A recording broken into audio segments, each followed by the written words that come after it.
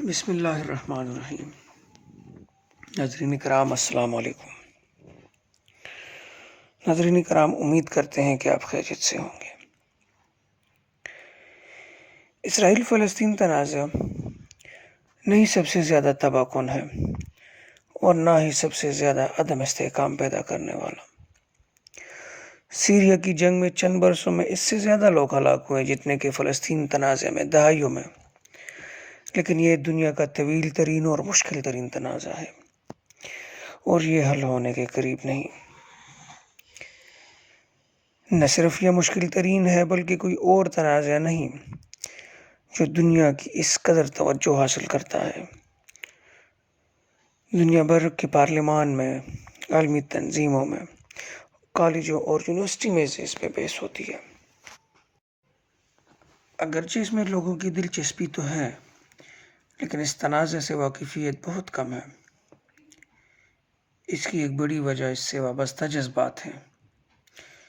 اس کی پیچیدگی کو سمجھے بغیر صرف سادہ اور سطحی معلومات نعرہ بازی کے لیے تو کافی ہوتی ہیں، لیکن ایسا نقطۂ نظر تنازع کی باریکیاں نظر سے اوجھل کر دیتا ہے اور اس کو سمجھنا ناممکن بنا دیتا ہے۔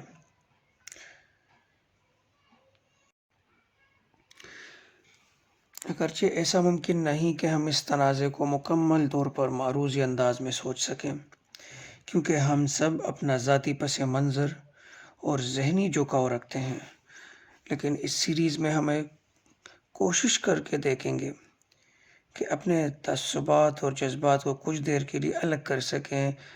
اگر یہ آپ کی دلچسپی کا ٹاپک ہے تو ایسا کرنا زیادہ مشکل ہوگا، لیکن زیادہ ضروری بھی۔ ایک اور وجہ یہ بھی ہے کہ اس تنازع کے بارے میں لوگ اپنی انفارمیشن میڈیا سے لیتے ہیں، لیکن بڑا مسئلہ یہ ہے کہ میڈیا کوریج ہمیشہ سطحی نظارہ دکھاتی ہے اور اس روز کے انٹرسٹنگ واقعے سے زیادہ گہرائی میں نہیں جاتی۔ تناظر اور پس منظر جو اس کی طویل تاریخ کی وجہ ہے، میڈیا کے شور و غل کا حصہ نہیں بنتا۔ ایک اور مسئلہ یہ بھی ہے کہ اگر لوگ تنازع کی گہری سمجھ حاصل کرنا چاہتے ہیں تو وہ اس مسئلے کی طوالت کی وجہ سے آسان نہیں لگتا۔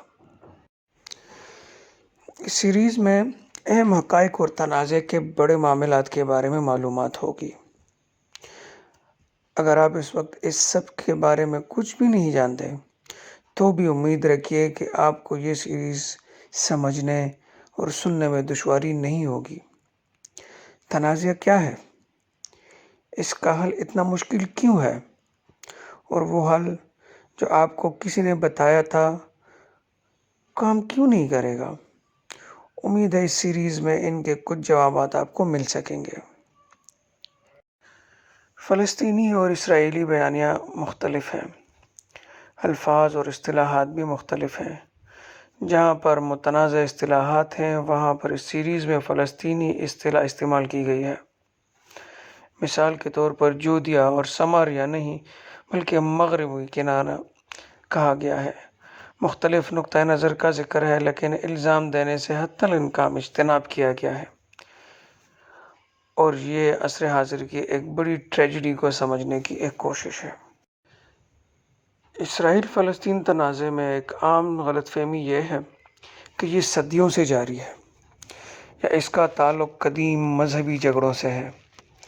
یہاں تک کہ مذہب مخالف لوگ اس تنازع کو مذاہب کو نفرتوں کا ذمہ دار ٹھہرانے کی مثال کے طور پر دکھاتے ہیں، لیکن تاریخ اور حقائق ایسے نقطۂ نظر سے اتفاق نہیں کرتے۔